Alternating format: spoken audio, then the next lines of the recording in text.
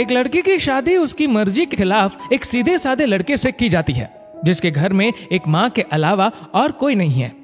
दहेज में लड़की को बहुत सारे उपहार और पैसे मिले होते हैं। लड़की किसी और लड़के से बेहद प्यार करती थी और लड़का भी।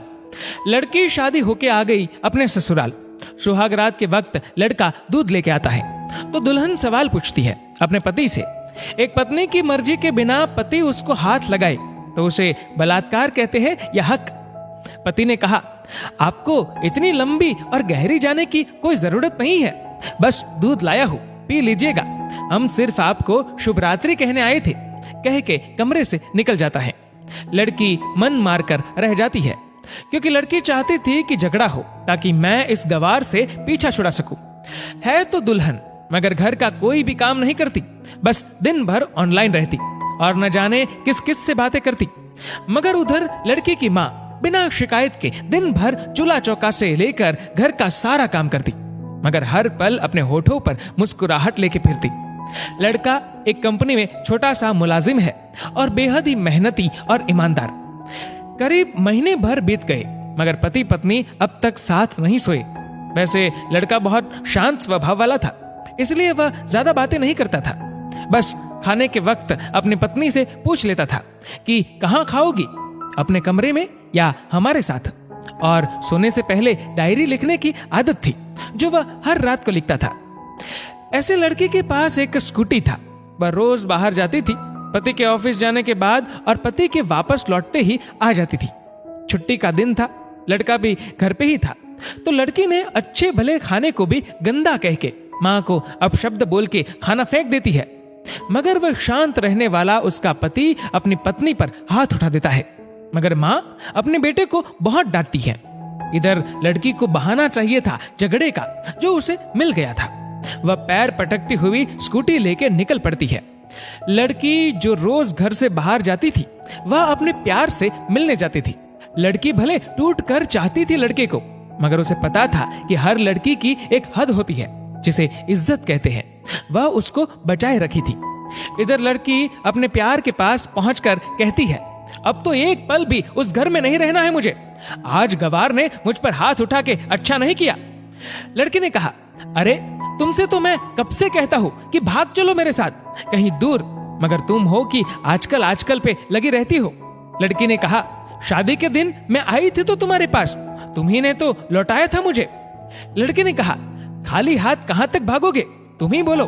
मैंने तो कहा था कि कुछ पैसे और गहने साथ ले लो, तुम तो खाली हाथ आई थी। आखिर दूर एक नई जगह में जिंदगी नए सिरे से शुरू करने के लिए पैसे तो चाहिए ना।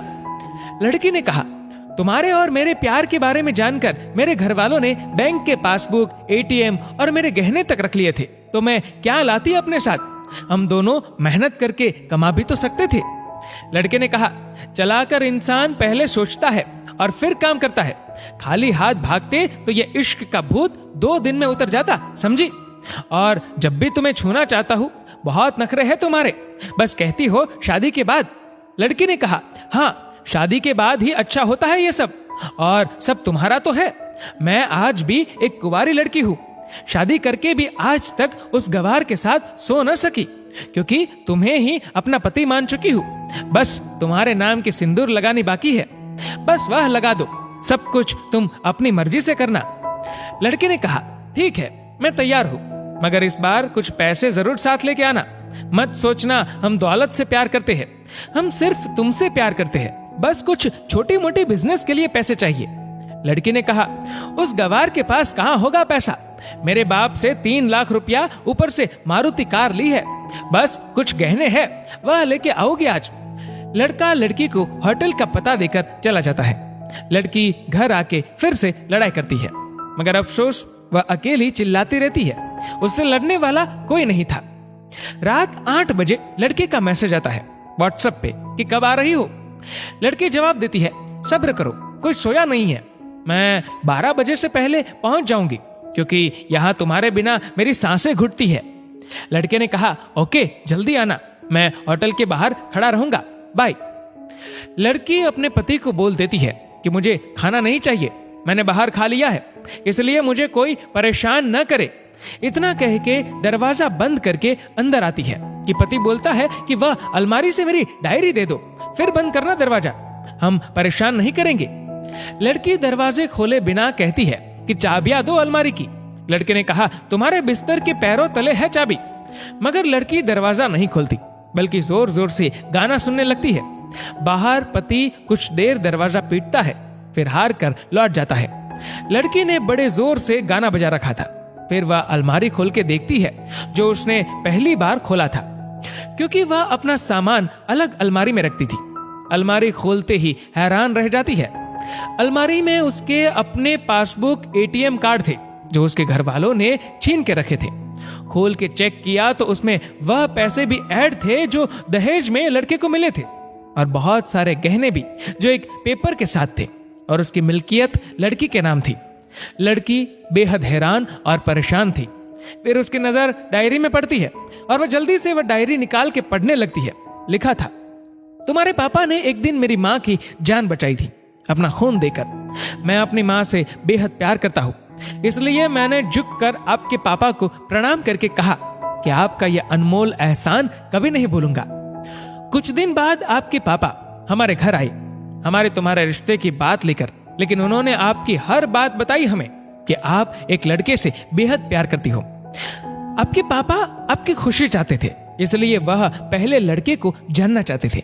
आखिर आप अपने पापा की प्रिंसेस जो थी, और हर बाप अपने प्रिंसेस के लिए एक अच्छा ईमानदार प्रिंस चाहता है।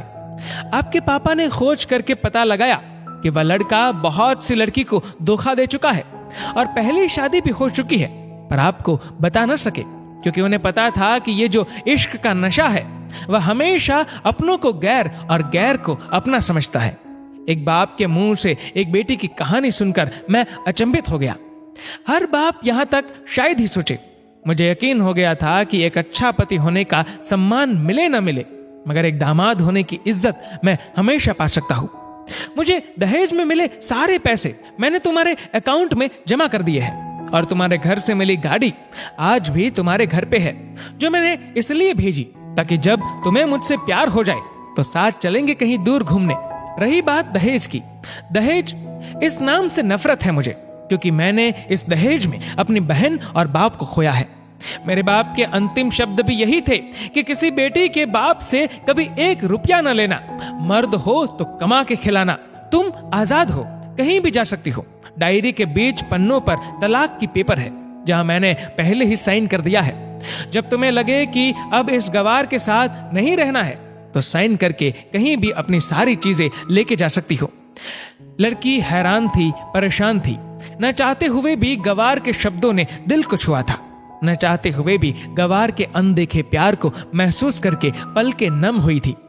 आगे लिखा था, मैंने तुम्हें इसलिए मारा क्योंकि आपने माँ को गाली दी, और जो बेटा खुद के आगे माँ की बेइज्जती होते सहन कर पाए, फिर वह बेटा कैसा।